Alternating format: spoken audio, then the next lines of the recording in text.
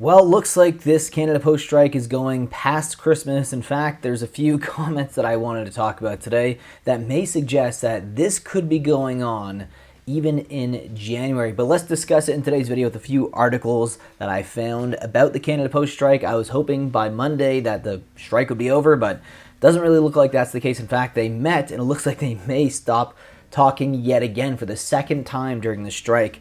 Now, this CTV article here by Charlie Buckley stated that what we can see from the offer that we received today is that Canada Post is moving in the opposite direction than we need to get to a negotiated collective agreement. He said, "We're extremely disappointed. We have made significant moves to close the gap on key issues like weekend delivery, pensions, and wages, and bring much needed urgency to discussions," the response reads. "We are currently operating within a confidential process which was agreed to by both parties with the movements we've made. We would have preferred to hear from Cup W that the process rather than cause additional concern for our customers and employees." So they look like they're still far apart. I thought for sure it was getting done soon, but they look determined to kind of ruin Christmas. And I'm not saying this specifically about the union workers. I'm not saying it's all on them, but I'm saying together it feels like they're determined to kind of ruin Christmas for a lot of people here. And we're going to get to some comments on some of my previous videos and show some of the concern from people who were depending on Canada Post. But before we do that, here is a Toronto Star article here. Canada Post update. Ottawa reaffirms it won't intervene. Postal Service awaits Cup W response to proposal. So it looks like as of right now, there is no government intervention, which is kind of crazy because I thought at this point we would see some form of government intervention, but it looks like they're just so far apart that there's no way there is going to be, well, think about it. If the government intervenes and just says, no, you guys have to go to work now, you're going to have a lot of disgruntled employees. And, I've already had a lot of packages lost by Canada Post by either the carelessness or negligence or something else. And imagine that could even be worse if they get forced to go back to work. Now, here is the article by Diana Zlomislik. I hope I said that properly, probably not. The federal government is reasserting its stance that it won't intervene in the ongoing Canada Post strike, involving 55,000 postal workers despite mounting pleas for help from the country's business communities. "We urge the parties to get back to the negotiating table," Matthew Perriton, press secretary to Labour Minister Steve McKinnon, stated in an email to the Star Saturday morning. "Parties must do the work necessary to reach a deal as Canadians are counting on them. Negotiated agreements are always the best way forward," he wrote, as the labor dispute enters its fourth week ahead of a critical holiday period. I would argue that we're already in this critical holiday period. I don't know how you guys feel about that. But the fact that they're saying ahead of the holiday period, I kind of see it as, as soon as December rolls around and we're already 8 days into September, we are in the critical holiday period.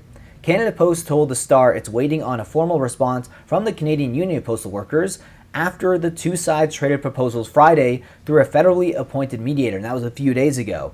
Union President Jan Simpson said that this board was scheduled to meet on Saturday afternoon to discuss the Postal Service's latest proposal. "We remain committed to reaching a negotiated deal for both the bargaining unit, the urban operations, and the rural suburban mail carriers," Simpson said by the phone. "The proposals that they put forward are not adequate. This strike highlights there's so many unresolved systemic issues, and it's not an overreach of the unions to try to fix these. The government is not intervening is a good thing." So they're saying the government not intervening is a good thing at this point right now, but I don't know if you guys feel the same about that. Let's read a little bit more of the article, and then we're going to get some comments that I read on the channel that I thought would be interesting to share with you guys.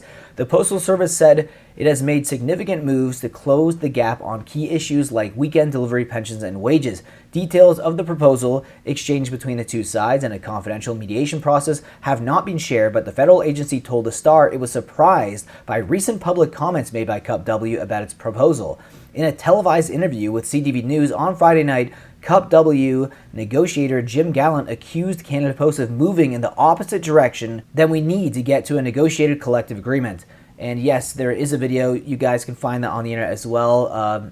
It was an interesting interview, but I will say it seems like the gaslighting on each side of the party there seem like they're butting heads so much, and I just don't see a lot of change. Now let's get to some of these comments. Thanks to the strike, I have finally gone to totally paperless billing and won't be receiving a single bill delivered by Canada Post, and I work for one of the big 2 international courier companies. And I have the Flip app on my phone for flyers. Good luck to Canada Post. Canada Post is the worst pile of shit I ever experienced in my long life. They should all be fired with no old age benefits, nothing. Okay, that is someone who is clearly upset.